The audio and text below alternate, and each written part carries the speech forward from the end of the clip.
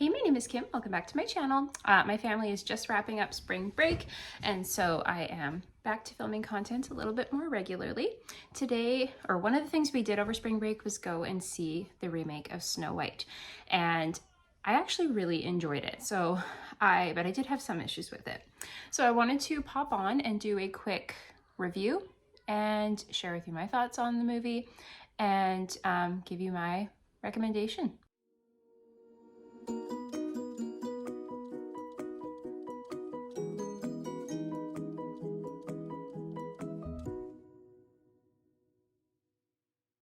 So obviously I have always been aware that the movie exists. Growing up, I actually wasn't allowed to watch a lot of the Disney originals. I grew up with like Bambi, Lion King, Aristocats, those movies, but I wasn't allowed to watch anything with magic or witches or fairy tale creatures or anything like that, which is a lot of Disney movies. So I did not grow up with the original Snow White, just the idea of it, if that makes sense.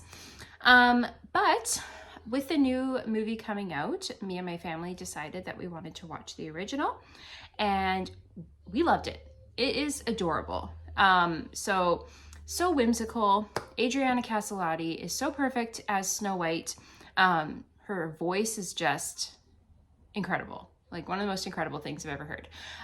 Since we watched it about 2 weeks ago, my 4-year-old has begged to watch the movie almost every day since. He really loves Snow White, and I can't blame him. So yeah, it's funny that they're only just remaking it now, like 90 years later, because they've remade other ones a lot sooner. Beauty and the Beast, it was made in the 80s or 90s, and it was released about 7 years ago. The Lion King as well, similar timeline, as well as The Little Mermaid. But this one was due for an update. While I love the original, there are definitely some things that are quite dated in it, obviously being from the 1930s. So anyways, with that said, let's jump into the live action Snow White. Now, the best part of this whole movie was Rachel Zegler. I think that's how you pronounce her last name. Oh my gosh, she's incredible. I was so excited when I found out she was going to be Snow White because we loved her in the Hunger Games prequel, Ballad of Songbirds and Snakes. She's amazing. Like seriously, she's amazing. And she does have the Snow White look about her. Yes, I know that she's part Latina. I think her grandmother is Colombian. She's also Polish, but she made for an absolutely beautiful Snow White. Now, my gripe is that I don't think they styled her very well. Her dress was okay. They seriously could have made it so much more delicate and whimsical. It was very like, it almost looked like they picked it up at Party City. You know, it wasn't the nicest representation considering their budget for this movie.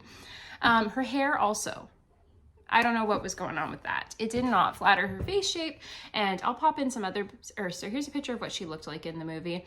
Now, I feel like they really could have given her a more wavy sort of bob, and it would have flattered her so much more, maybe a little bit more makeup. Now, I know they were kind of trying to contrast her minimal, naturally beautiful look with the overly made up Gal Gadot to kind of show that the evil queen only cared about superficial beauty versus Snow White, caring more about like her countenance and her spirit and how she finding beauty and how she treated herself and others. So the costumes weren't amazing. I thought Gal Gadot looked really nice, but again, both of the costumes felt very cheap looking. I really wish that they would have styled Rachel's hair a little nicer and done a little bit more natural makeup to enhance her beauty, because she's really getting ripped online. It's not fair. I don't think it was her fault. I did enjoy the updates to the story. So in this new update, there is no prince that she's waiting on, which makes sense given that the movie is made in 2025. I do think it's okay for people to want love and sing and dream about wishing for love. But I feel like the young audience now prefers to see a stronger female character, and that's who this is made for. So in this movie, there's no prince. There is a love interest, but it happens a lot more naturally. And it happens when Snow White is not expecting it, which feels a little bit more organic. So they sort of threw in these Robin Hood type characters, which is interesting. Now, while I love the original Snow White, it is one of the more bland storylines. It's like following a picture book through an hour and a 20-minute long movie. I feel like they added a lot more details and extra things to their future princess movies like Cinderella, Sleeping Beauty. So I think that adding a little bit more to this storyline was needed. But I'm not sure I loved the adding the bandits. That was an interesting choice. It also just felt a little bit awkward at times. There were times where I was watching and it felt like I was watching a play on stage. People were just kind of awkwardly assembled. I felt like they maybe didn't know where they should be. So that was interesting. Like I said, at some points it felt like I was watching a play rather than a $300 million movie. So felt like more could have been done with that. I would have loved to have seen a whole like town built in the forest or something like that. More rebels. Anyways, it was okay. It was a good attempt at adding to the storyline. However, it sort of fell flat for me.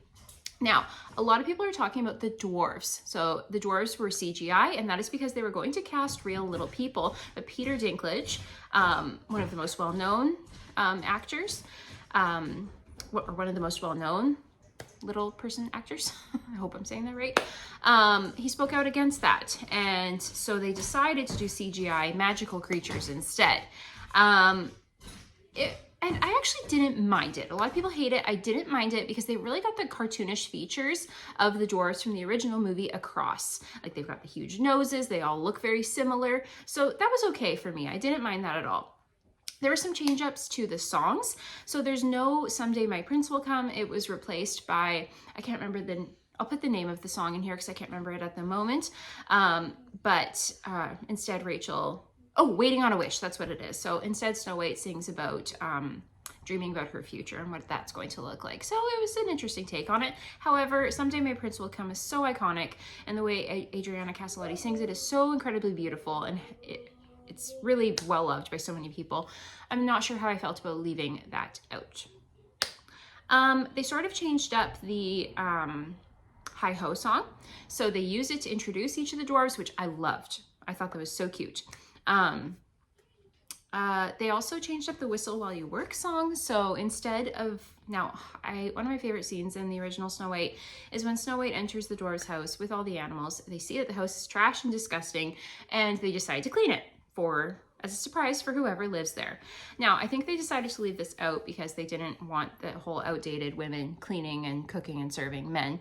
But I really don't think they needed to, because at that point in the original story, Snow White thought that the house belonged to children and that she was helping clean up for children, right? So yeah, in the new version, they still clean and sing the Whistle While You Work, but instead Snow White makes the dwarves clean their own house. So that was a choice. I feel like they could have left to the original and it would have been totally fine. Overall, I enjoyed this. I do recommend you go see it. The rating on IMDb right now is completely ridiculous and unfair. I have seen 1 out of 10 star movies. Birdemic, oh my gosh, have you seen that? You know. If you've seen that, you'll know. This does not deserve a 1 out of 10. It's being review bombed for sure. I would say it deserves a 6.5 to 7 out of 10.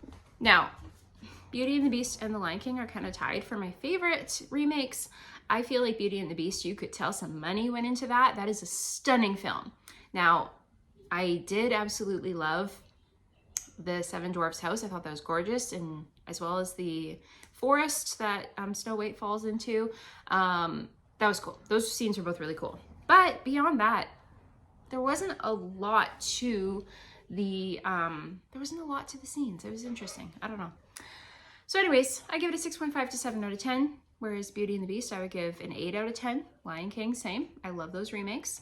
Now, I'm a person who did not grow up with a lot of these movies, like I said, and I am loving the remakes, and my kids love the remakes. They prefer the remakes to the original cartoons in a lot of cases. So let's remember that these remakes are really intended for them, and, you know, for us to take them too. But overall, I think it's worth seeing, maybe on a Tuesday when there's discounted rates. So anyways, thanks so much for watching, and I'll see you in my next video.